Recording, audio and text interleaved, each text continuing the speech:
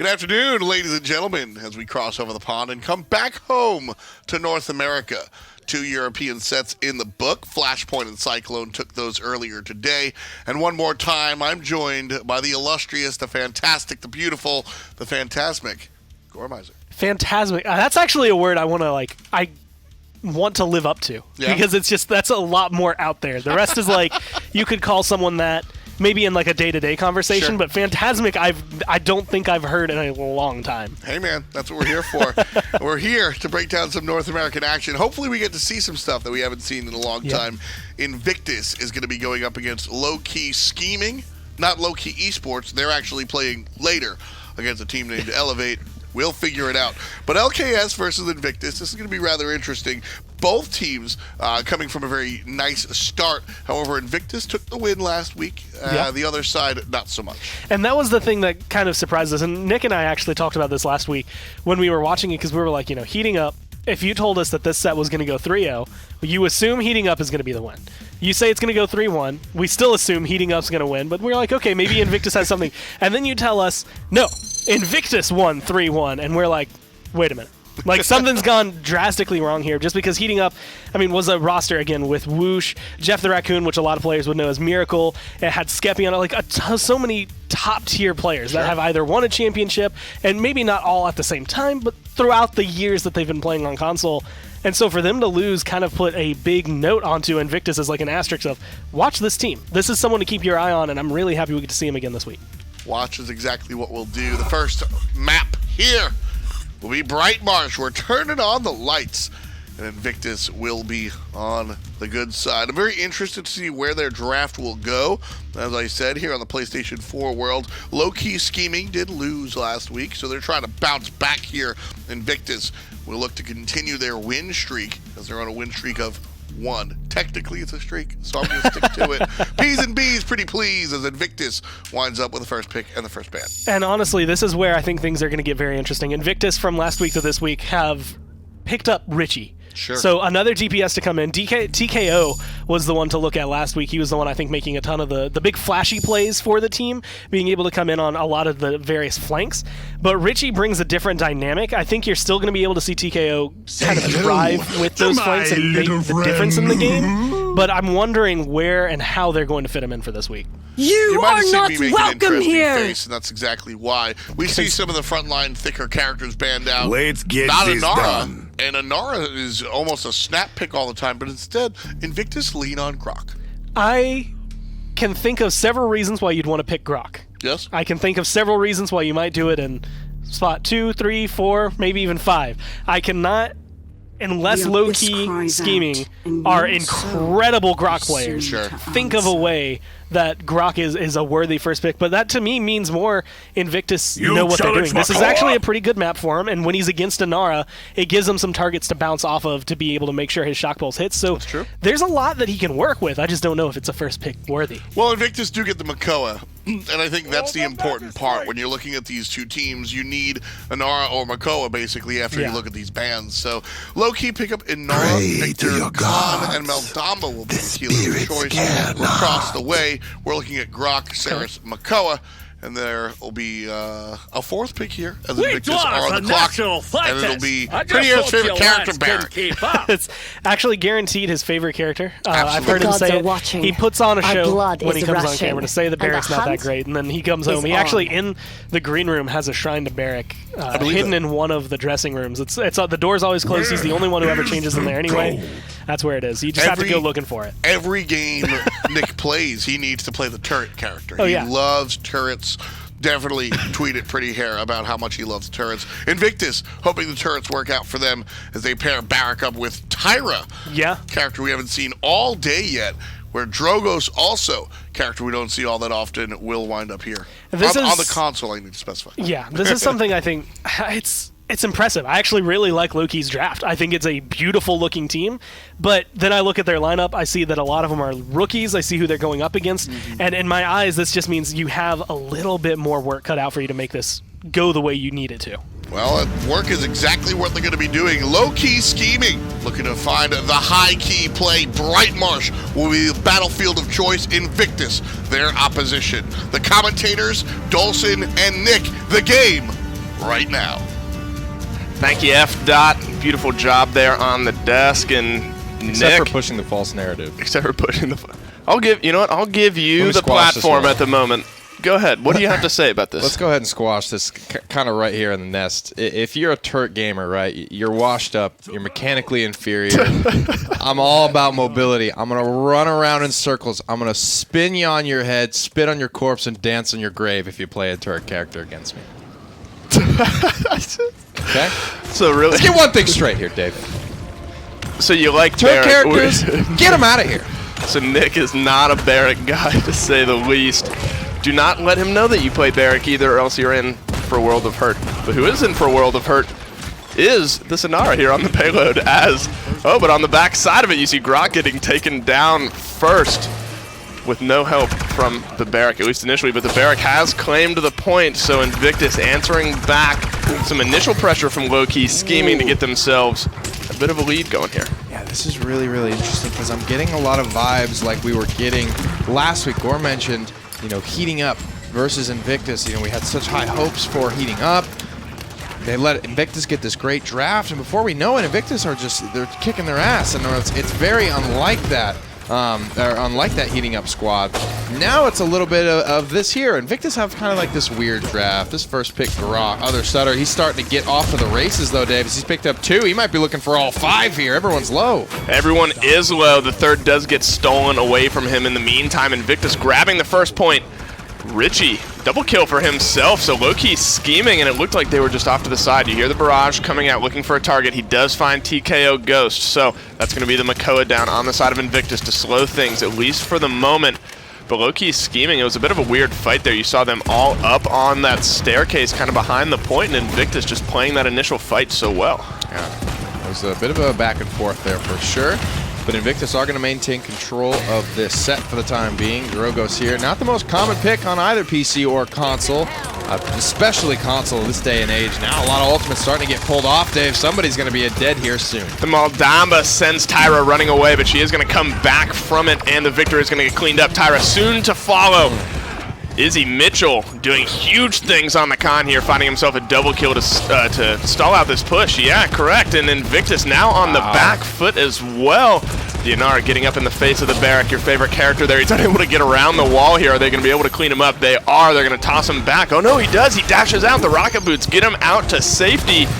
So things slowing down, at least for a moment. The Inara's going low as well. Invictus have a chance here on the back end of this long, drawn-out fight to find themselves the advantage. That payload is getting so close. The other Shutter, Richie, each finding a kill for themselves, and the wall is potentially going to block off Inara from touching.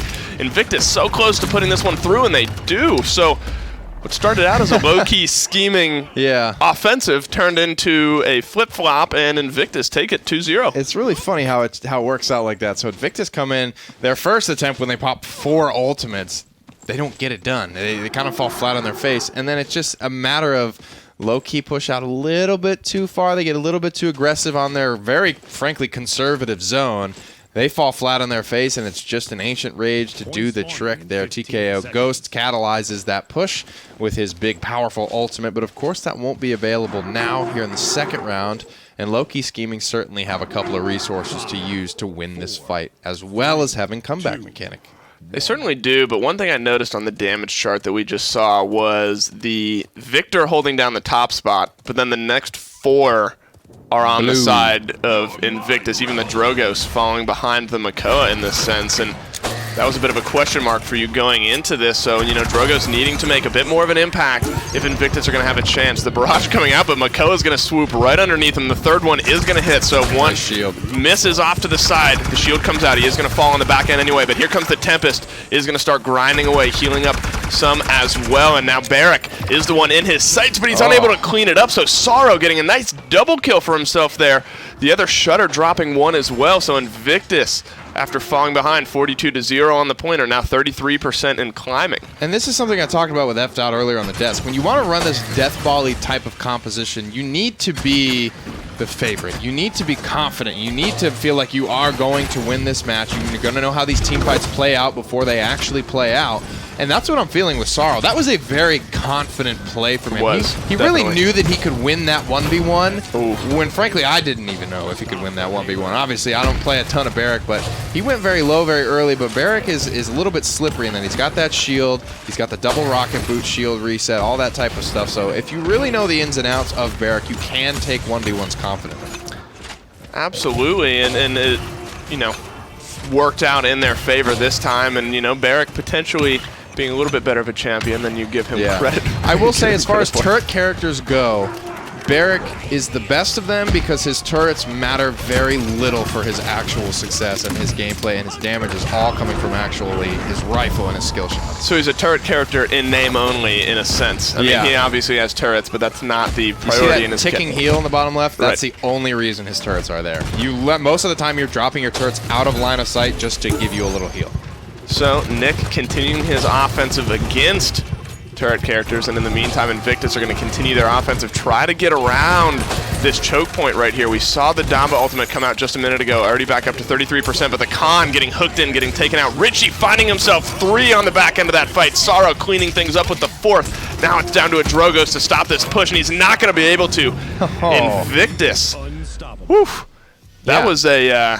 So we all that was a learned quick something. final fight there. We all learned something there. That mushroom tree, there's actually no collision on the leaves, mushroom leaves, I guess you would call it. So you can actually be shot through that. Drogos felt like he was going to be a little bit safer there than he actually was. He gets blasted out of the sky, and that payload rolls right on through.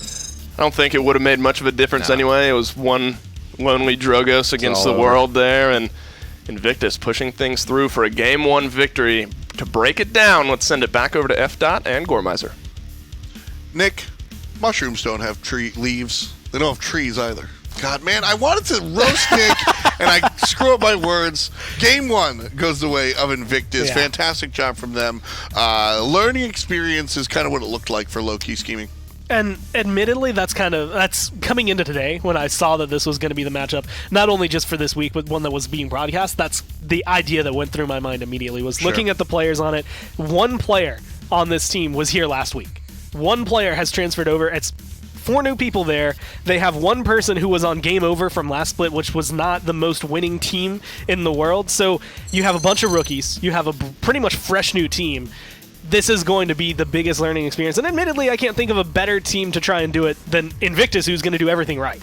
Exactly. And that's, as a fan, if I'm sitting at home, low-key scheming is probably the team that I'm picking up to run with. This is the Rook squad, man. Everybody here kind of brand new to the business. B-Lam has it like these guys are just, they're figuring it all out, as you said. And Invictus is absolutely going to be the team that you want to play against and really get to learn. What's important, though, is I want to highlight what Lowkey can take away from this match successfully. I think that Victor was doing a good job of kind of isolating individual players and looking for that. Drogos obviously learned a little bit about the mushroom leaves and how he can kind of stand around. But when it comes down to it, I think that Lowkey scheming really need to just internalize a few things that they did right. Yeah, and they had them. You showcase the moments, we got to see it there. It just comes down to the fact that when you look at Invictus, they have really good communication. Their aim is on point. Like, they knew and had a plan when they came into the game. They executed it exactly the way they wanted it to. And so there wasn't a lot of slip-ups for them to make that mistake. But the fact that they're coming in, like, they do have a fresh face, and Richie, but Richie's been around the scene for a while. It's like you're bringing in someone new, but they've had that experience already. Yeah, it's the Rook squad versus. Invictus is a team that never really finds themselves at the top, but are very, very far from the bottom. Yeah. Never the bride, always the bridesmaid, perhaps is the saying with respects to Invictus. So, we'll see how they continue going on. Again, all eyes from me on low-key scheming. I'm really eager to see how these guys change it up to game number 2. Yeah, and there's a lot going on. Again, a lot of these teams, when you look at LAN history, they have either attended, a lot of the ones we've seen today have someone who has at least made it, and that's kind of exactly what you were saying here. A lot of these players on Invictus have at least made it, whether or not they come away with the win. So this is them looking at, how do we become that number 1 team? How do we not only make it to LAN, but then control LAN? And so far, heating up, beating low-key scheming, that's the first 2 steps in the right way. They need to be able to solidify this set with 2 more maps, and then they can find themselves potentially on that path. Well, let's get on the way. Map number 2 is going to be greeted, and here it is. Stone Keep. Map 2. This one, and I always feel weird saying this, but it does bear similarities to Stone Keep, but the big key difference is going to be in the point fight. Sure. Bright Marsh, it's very closed off, very insular, whereas Stone Keep, nice open area. There's going to be side rooms on the side that don't give as much vision onto the point, but you're going to be playing around that. Things like Drogo's can still work here, so if your team's feeling really confident in it, Lowkey scheming could potentially go back to it, but they might just want to let that slip. Certainly might just be the case here. Bans coming out, no Torvald, no Grover, also no Grok. Lowkey scheming doesn't want that one involved. And Invictus with a 1-game lead here. Gonna round out their ban phase in just a moment. Lowkey here. First pick, of course, depending on the last ban. I want to see, it'll be an Ashe. I want to see an Inara or a Makoa or a spot taker, because so far we've seen them they went for the Grok first pick. The Vivian first pick isn't what I asked for, but I think I'm more happy with it than I was the Grok. Yeah, I actually think it fills the same, well, not even the same role. It's going to fill a different role here, but it's, again, comfortable. You can come through, you can say, look, no matter what frontline you pick up, I know for a fact Vivian's going to be good against them. No matter what DPS you pick up, I know for a fact Vivian's going to be good against them. Like, we're always going to be comfortable here. And you know, that might be the genius here, because again, when you are Invictus is the top card, right? Lowkey is up against a David and Goliath situation. Yeah. Comfort is key. I always tell people, no matter what game you're playing, the meta is something to be followed, but at the end of the day, if you're uncomfortable, you're uncomfortable. Play what's going to work out. Vivian, Saris, Makoa, well, I think it's a little bit of both. I think it's comfort for Lowkey scheming, but I also think this is just a good damn draft. Yeah, unfortunately for them, they're going to have to deal with something that I think is just as strong, if not stronger, because of the way console works. Victor, Talus, Genos, assuming this is going to be the healer instead of coming in as a binary star. If he goes for the Luminary, then Victor and Talus are going to become the biggest threats on the board. Makoa and Barak are going to be able to lock down that point once again, driving home the very factual point that Pretty Hair is a big fan of Barak. And Invictus going to round up their draft with Bomb King. So Invictus, Victor, Inara, Talus, Genos, Bomb King, Gormizer says, wow.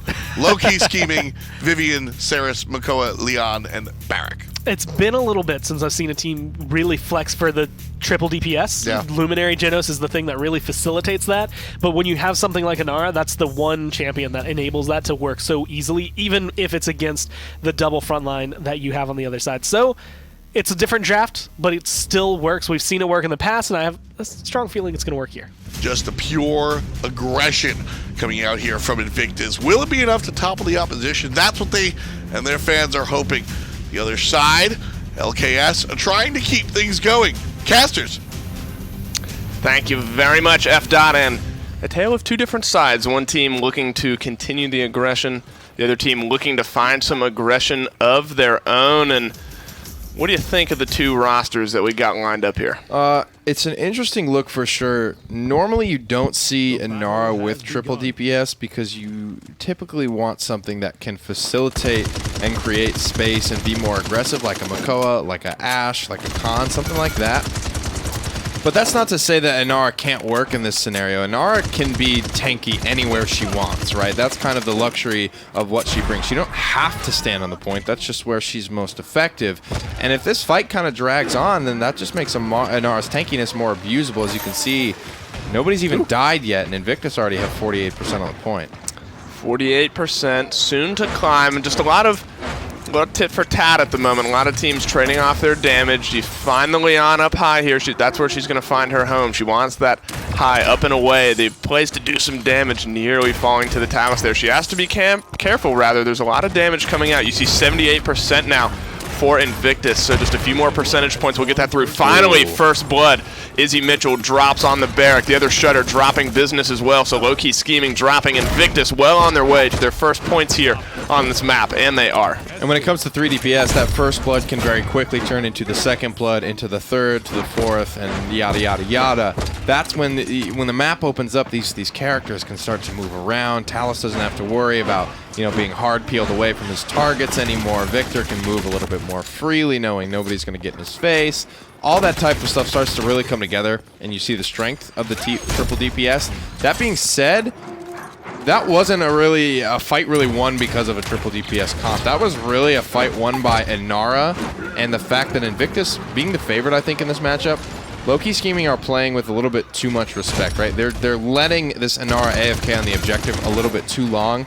And this comes all back to the fact that I said when you want to run like a death ball-y type of composition, you often have to do it as the favorite, right? Because that's when you get in those situations where the underdog is going to give you too much respect or even fear you too much to play appropriately to break up a death ball. So Lowkey scheming potentially a little too much, not missing a single shot as TKO Ghost and push successful.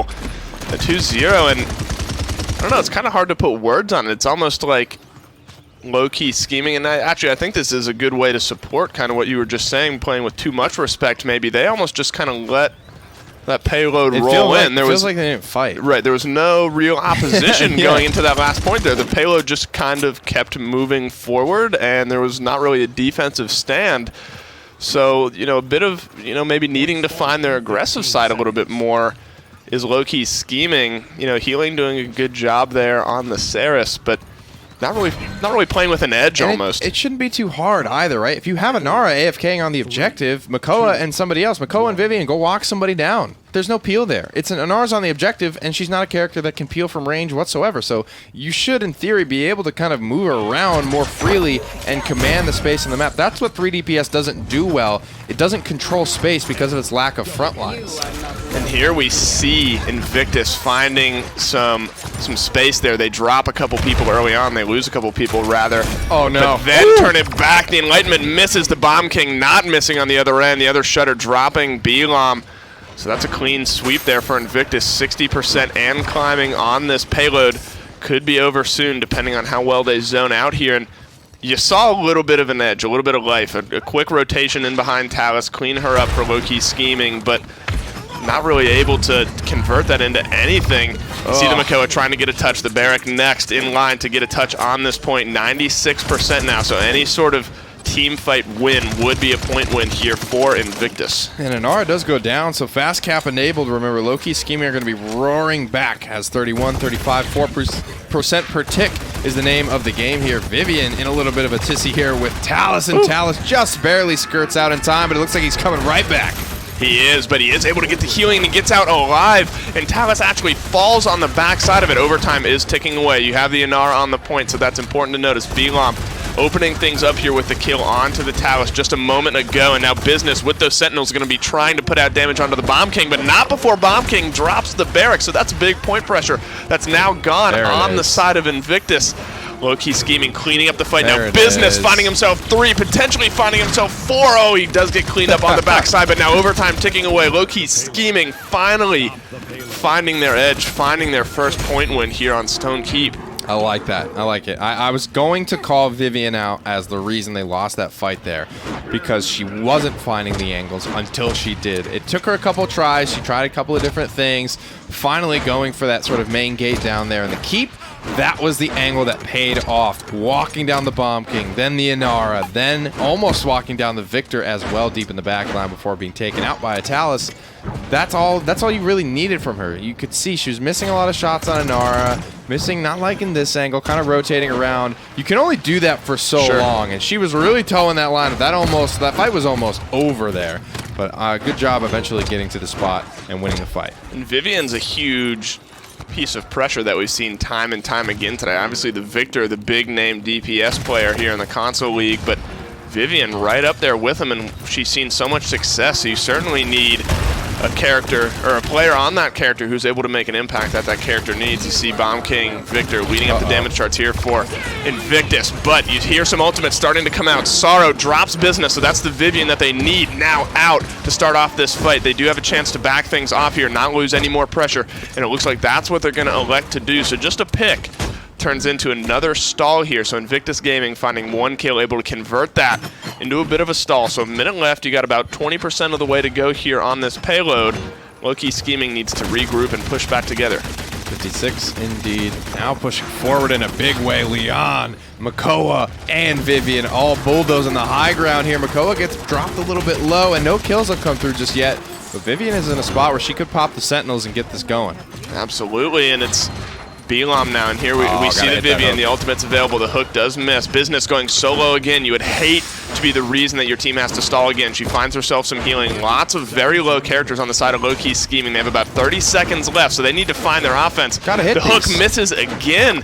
That's a big piece of offensive engagement. They are able to clean up the Bomb King on the backside. Business doing a good job of hitting his shots. Richie answering back onto Barrack. Now a bit of a 1v1 between the Leon and the Talus, but Talus electing to run away. 75 health. Okay, that's on the Leon. I think when the Rune of Travel times out, Talus automatically gets pulled, and though it's not reflected on the spectator UI, that's the only reason I see him being pulled out of that That's fight. exactly what happened, and unfortunate timing there for the Talus, but kills getting traded back and forth now. The overtime is up and available, so Lowkey scheming can't take any unnecessary losses here.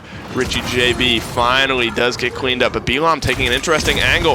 Back behind, finds the Victor, but misses just one of those key shots. So Victor is going to be able to back himself off and keep himself healthy. The Talus now is going to get in the face of the Leon. Both of them going so low and defense successful.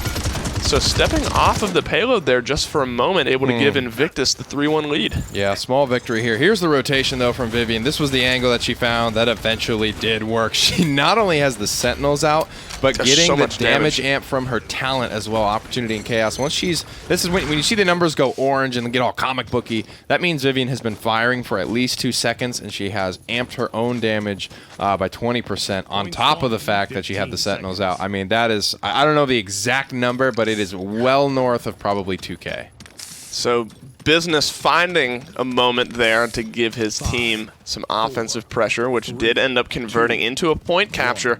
But they need to do that 3 more times here, as Invictus is on map point here. So 3-1 on this side. Invictus having 4 of their ultimates up. Lowkey scheming 5 ultimates up on their side. Through time and space coming out very early on here. Not a lot of impact on it. Finally hitting the hook is the Makoa. But the Bomb King is going to be able to get out and get healthy yet again. Or the Makoa, rather. The Makoa getting lifted up here, going so low on the backside. Does Bomb King have the damage? He finds this angle, but he's not able to clean him up. Belam drops TKO Ghost in the meantime. That's a dead Victor. Beautiful Poppy Bomb. Gets him up behind Business there. Now the Makoa is the target. The Ancient Rage comes out. That's not where you want to be if you're the Bomb King. Down goes Bomb King. Almost onto Talus. He hits him with the hook. Belam double kill in the meantime. A beautiful hook there from the Makoa, cleaning up the kill, and Lowkey scheming finds their footing yet again. 35% in climbing. That comeback mechanic, that fast cap, working in dividends for him here. Yeah, they got to get back here. TKO Ghost and the boys of Invictus certainly have some resources to take it back. They've got True Power, they've got King Bomb, and they're getting damn close on Seismic Crash as well. Here comes the True Power, the King Bomb rolling close behind. You got to be careful here. If you overcommit and you lose, this is Invictus's game to capture. Richie JBC keeping himself alive. Lowkey, rather, is getting pushed off the point here. Invictus now retaking control of the point. A team fight soon to break out here. The Barrack goes low and drops right off the bat. TKO Ghost finding him. Leon is next in line.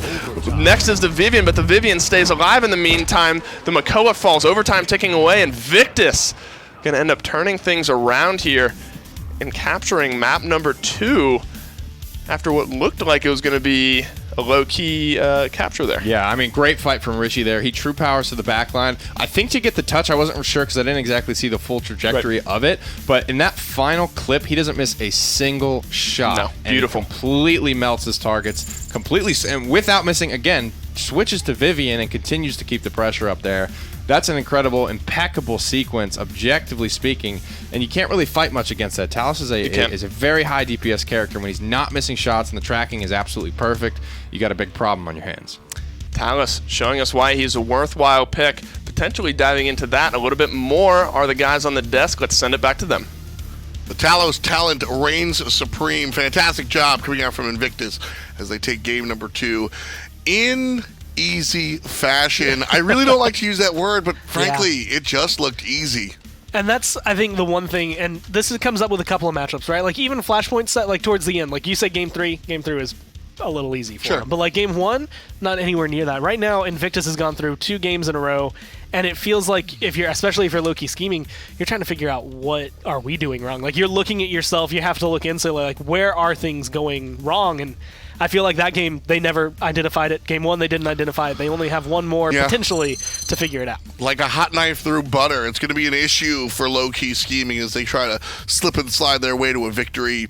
Realistically, like I said, when you're playing as a team like Lowkey, I've been experienced in some competitive worlds, and really, this is a match that I think this team, their coach, their world, their fans, you have to internalize and just look at this as a learning experience across the way. When you've got a guy like Richie just not missing a shot, I mean, what do you do about that? So for Lowkey, again, similar to what I said in game number 1, internalize the few things that are going in your direction. We did see a capture and another almost secondary capture here in game number 2. Some things are going Invictus's way, and for that, I posed a question to you. I mean, I'm really liking what I'm seeing out of players. Like, Business is on the cusp of being great. B-Lam is playing really well. It's just being able to take that and then turn it into something a little bit more, I think, team-wide. Being able to kind of spread that love not only to the 2 DPS, but get your front lines involved, get your support a little bit more. There was a ton of healing coming out for the team that round, or that entire map, but there's just a little bit of disconnect, I want to say, like in the communications, disconnect between the players that, yes, you're doing great damage over here, but is it the damage you need to be doing to help your front line over here? Exactly. When I watch this team, I see a little bit of ranked all-stars. I see a bunch of strong individual talent. That's why they are in the Pro Console League. I mean, of course, everything we say on this desk is all relative. This team is still going to beat you and your 4 friends up. Make no bones about it. Individually, these guys are incredible. But when you're going up against a structured team like Invictus, it's definitely a different story. So as I look towards Lowkey scheming, I really want to find them. I really want them to internalize things. The biggest mention is communication.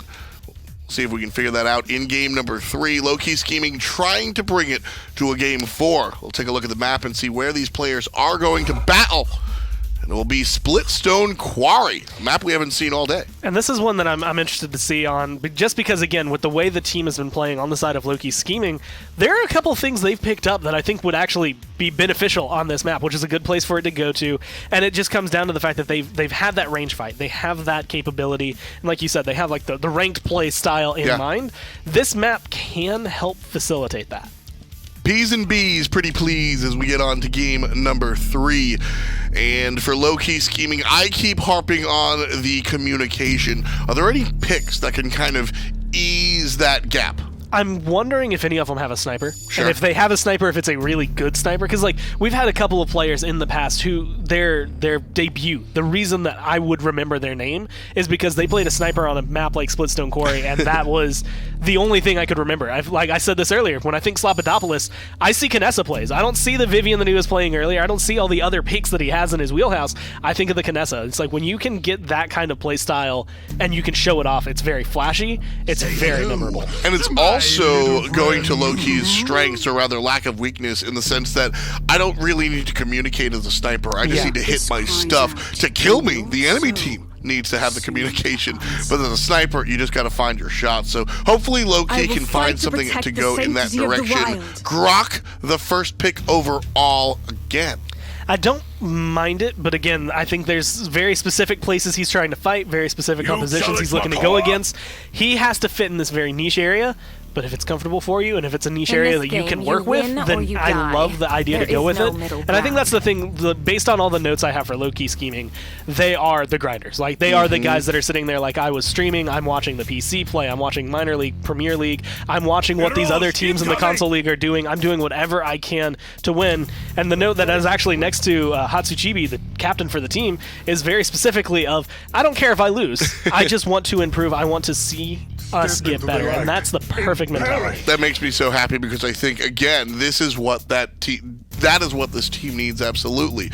Also worth noting, Makoa winds up on Lowkey's side, so I think that the Grok first pick is fine, because they know the opponent's going to take a Nara, and Lowkey would rather have the Turtle guy. I think that's the situation, and with that in mind, certainly something to look at.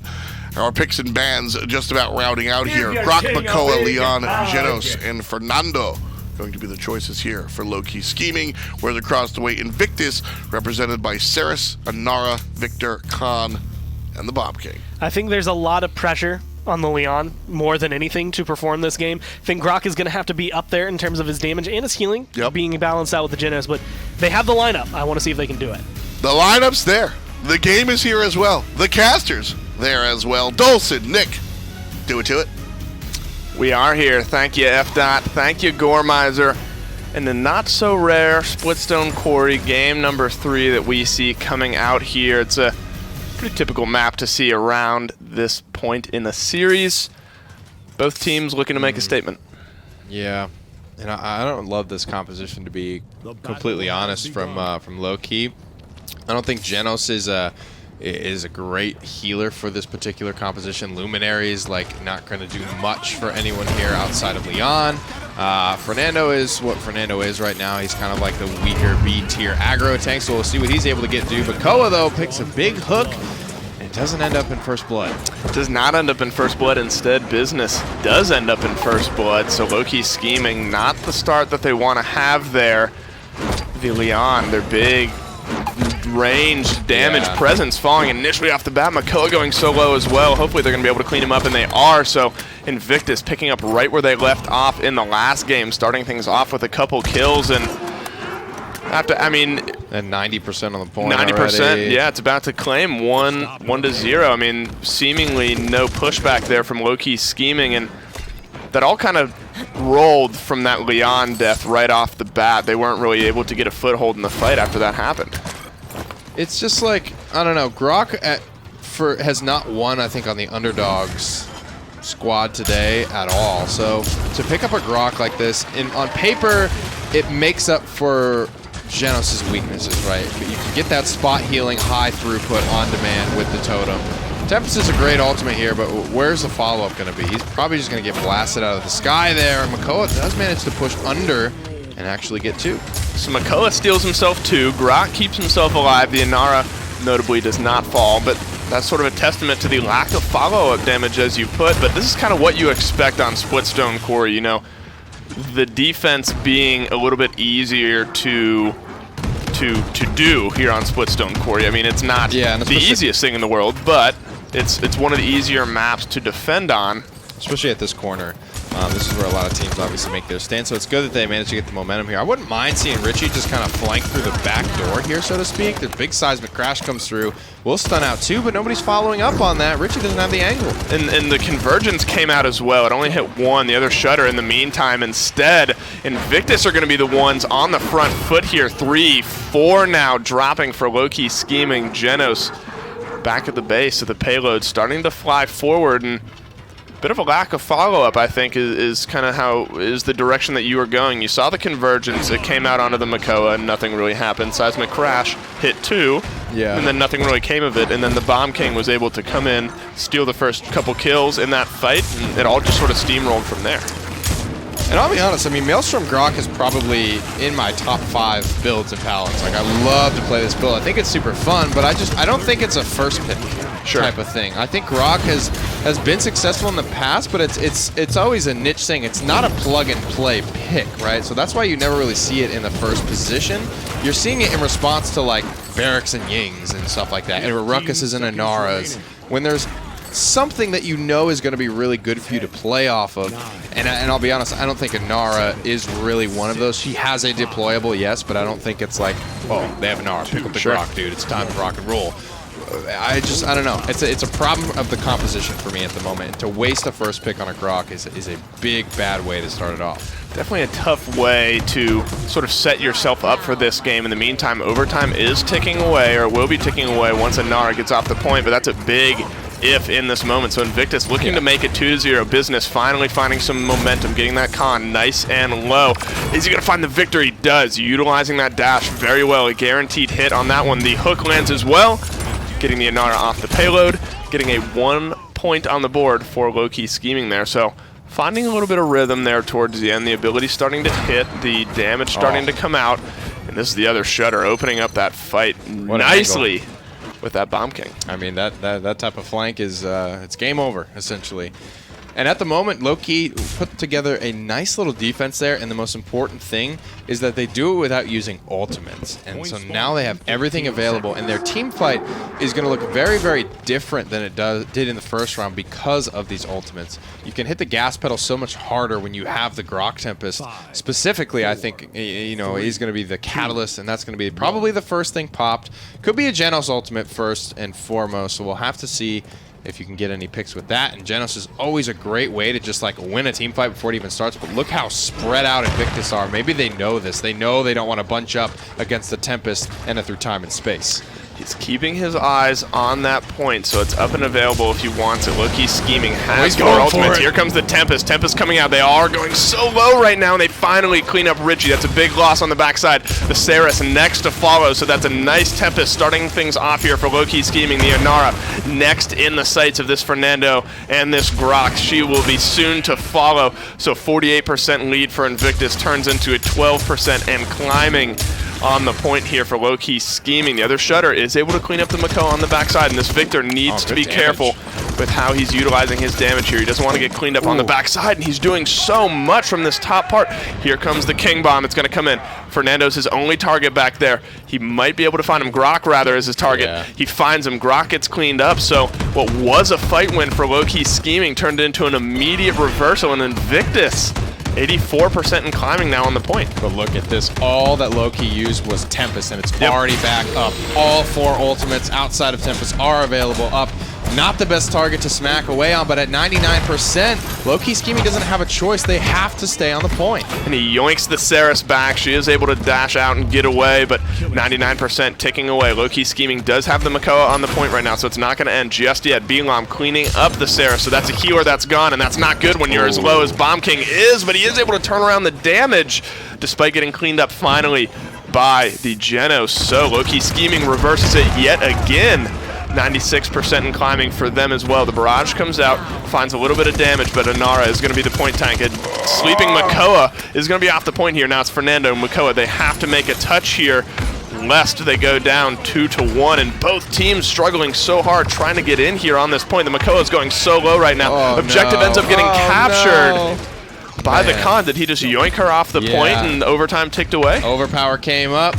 Khan got in position to do what he does, and he threw him right into the map hazard there, the fidget spinner, claiming one of the final lives of this team fight. What a battle that was. That was long. 7 minutes and 47 seconds on the clock as the second payload is captured. An incredibly grueling pace to set here on Splitstone Quarry. But that's just the ebb and flow of that team fight. It was very, very close. Lowkey scheming had such an efficient team fight out of the start. Despite the kind of nice new spread and new game plan and new execution that Invictus were going for, Lowkey scheming just, you know, didn't quite have the gas to go the distance, and that's very scary, Dave, because they were so incredibly efficient in that fight. It still wasn't enough. And they were, and they had a lot of the ultimates up and available. Tempest coming out to potentially start off this fight. Richie trying to get away is not going to be able to. Cop on the Makoa, cleaning up a double kill for himself. The other Shutter finding one to answer back. Belam cleaning up the Saris. So, buying themselves some time right now, trying to slow down this point. And, you know, one thing he touched on was all the ultimates being up and available for that point fight. They were used, and now they're up and available again. Most of them are, rather. The Fernando ultimate, the Tempest just getting used to buy themselves a little bit of space. Invictus soon to have some ultimates up on their side as well. There comes the through time and space. Only finding the Khan on the backside of that. The Leon getting solo. Here comes the Enlightenment. Does drop the other Shutter, so the Bomb King is going to be down for Invictus. Health bar is going so low. Lowkey scheming wants to push this, and they want to push it now. They know they have the advantage. The Inara next to fall, and she does. Here comes the Makoa. Can he find the hook to extend this fight out even further? He is low. He needs to be careful, and he's going to elect just to back off, take the advantage as it's given. That's great stuff there, and to bring it back to that team fight again, it was kind of a Nara, right? And this is, it comes back to, which the overpower there. That sucks. Last 30 seconds here, but Inara putting that point at 99% as early as she did puts Makoa in the spot where he doesn't get to be very effective with Ancient Rage. He doesn't get to do what he wants to do. He has to just sit there on the objective, keep the overtime going, and whack away at an Inara that's not taking any damage from his anchor. Oh, that convergence. So nice. Getting 4 of them, if not 5 of them in there together, and they all are going to fall rapidly right after that. The spray's coming out. They know that they've won a huge team fight here, and as long as they can zone out Lowkey scheming, it is going to be the payload going through, but Lowkey scheming, they're going to have their respawns up here in a couple seconds, but not a lot of utility to get on there. They have the bomb. They're going to try to zone them out. I'm not sure they're going to have enough time, and the payload getting in, they do. They touch it. So overtime's going to start ticking away here, but you have an Inara who's on there to deal with as well. The Tempest coming out, taking damage away. Business finding 2. That's 2 huge losses on the side of Invictus. They're on the back foot now. The other Shutter now dueling one-on-one with Leon. The Lee Ultimate comes out. It finds the other Shutter. The Lee Ultimate, as I said, defended successfully. The Enlightenment and the Leon Ultimate combines to the Leontimate. The Lee Ultimate. And here we go. This was the end of that point fight coming down the wire there. Invictus did manage to kind of squeak it away there. It was so close, such a war. A lot of ultimates were pop. I think we were coming up on our 3rd Tempest in that team fight alone. But of course, this Grok has not only gone into Morale Boost 3, but is doing a very good job of landing a lot of shock pulses and doing a ton of damage. My concerns now as we head into these later rounds is the Cauterize 3 that's online. Because initially, Grok is ticking that 500 heal on not only himself, but of course the 2 allies. But the self-healing is really what was making that ultimate so impactful, and the fact that Bilam could kind of just turn his brain off, hit his ultimate, and go. Now that he's not getting that healing, he's going to be very easy to kind of just take out of the sky. So I'm very curious to see if and how he has to change his play style, given that Cauterize is now online and it's slowing him down. But as you said, he has been doing such a good job to start things off. Ancient Rage trying to keep this Makoa alive. It seemingly just reactionary. It looked like he was about to fall on the backside of that fight, but not ending up finding much more than just a little bit of zoning with that ultimate. But that's enough. One thing we touched on was the Tempest actually being used very well, I think, from Bilam. He's found his targets. He's been utilizing it very well, which is sort of what Lowkey scheming looks for to follow up on. You see a lot of the Tempest. Oh, it's the King Bomb from the Poppy Bomb coming in, nearly gets himself in there, finds the Leon with his ultimate. The Leon soon to follow. The other Shutter doing a beautiful job utilizing that Poppy Bomb into King Bomb combo. Now it's Bilam next to fall. Overtime ticking away here. Invictus trying to take their 3rd point. No Ancient Rage on the Makoa equals 1 dead turtle. Invictus is playing very well right now. I got to be honest, they're playing extremely patient, and patience is something that is definitely a sign of experience, especially for these console teams. They lose their Inara initially to kind of a weird opening fight. That Ancient Rage doesn't kill anyone, but it zones everyone away long enough for Inara to be disconnected to a point where she does go down. So I guess you could call it worth it at the end of the day, but they do such a good job just kind of waiting it out. They do wait for the Inara to get back in there. Kind of got given a gift there from Fernando as another team fight starts to break out on the high ground. Looking for the Tempest, as they normally have been. It finds some targets, not as much impact as some of the ones in the past have. The Convergence comes out, gets the Grok, stuck in the middle there. He's not able to heal through it, so he drops at the hands of Sorrow, but Richie JBC falls as well, so that's a Victor that's now down.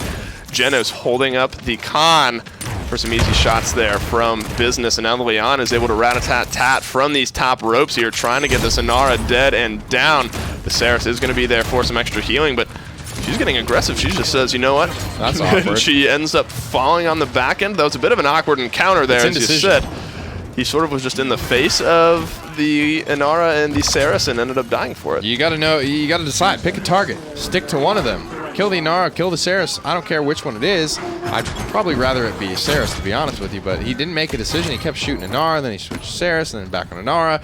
And Inara does, you know, close to 700 damage in those pellets. I don't know how much Haven she's got picked up, but she's going to kill you if you give her the time at this point in the game. So you can't kind of, you know, beat around the bush with it. You have to be concise with the decisions that you're making, because Invictus are being very clean with their game plans. Invictus looking to turn that game plan into a victory here. Very close to getting this payload pushed through. King Bomb coming out, but he ends up dying on the back end of it. So TKO goes. Richie JBC starting off this fight very well for Invictus. Victor going solo, but Leon has something to say about it. They need to get a touch lest Invictus win this game here, and they do. Bit of anticlimactic there towards the end, but Invictus just doing a good job of utilizing their composition, fighting the right way, fighting at the right time, and cleaning up Splitstone Quarry. They're patient, they're methodical, and they're doing everything by the book, and it's very clear that everyone knows what the plan is before they actually put it into place, right? So when you have the opportunity to end the game, right, we're spending a bunch of ultimates, it is a risk, but if Invictus smell that blood in the water, so to speak, they can then all hit the gas pedal, and you saw that it was a very concise fight. Everyone's popping ultimates. It's not just like, oh, can we pop like 1 or 2, maybe get this other, like, no, everybody do it. We're going to end the game here. We're not going to kind of like leave anything left out on the field, so to speak. So Invictus cleaning it up for a clean 3-0 sweep. To tell us a little bit more and further break down that series, let's send it back to the desk. Here is F-Dot and Gormizer.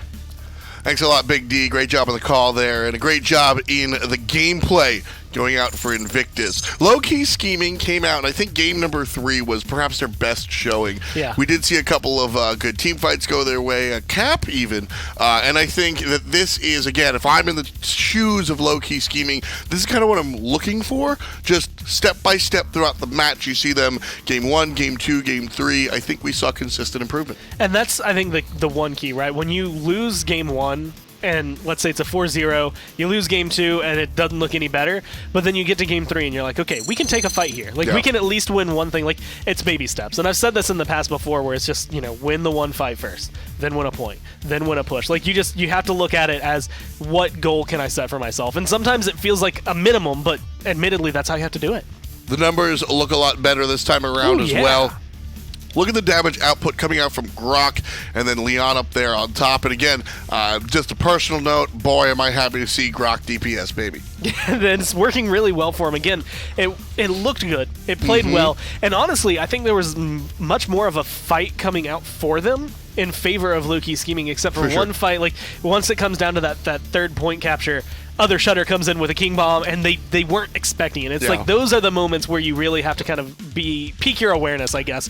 What did we do wrong? And it's like, well, the ult came through, there was no real call out, and everyone got caught off. And that's the big jump, essentially, when we're talking about the individual prowess of these players and the teamwork that you see across the way. Invictus used that teamwork, as is their nomenclature, and find themselves with 2 wins now in the Phalanx. 0 losses there, and a +5, which is also really, really nice. And an interesting situation heating up is the squad. This is the team to beat. This is the superlatives of superlatives. Not only did Invictus find themselves above them in week 1, but they continue to find themselves above them in week 2. And having as big of a gap between the two is the thing that's impressive. It was a 3-1 victory week 1, but based on the way the map differential was looking, I mean, they still have 4 points over them right now, 5 to the 1 that Heating Up have. So, I mean, it's looking good. That's pretty much their goal right now, right? Keep that gap as big as you possibly can between you and Heating Up, because then you can start touting that, maybe there's some new kids on the block. Well, Lowkey scheming couldn't bring it, but they certainly have some lessons for next time. Elevate Lowkey Gaming up next.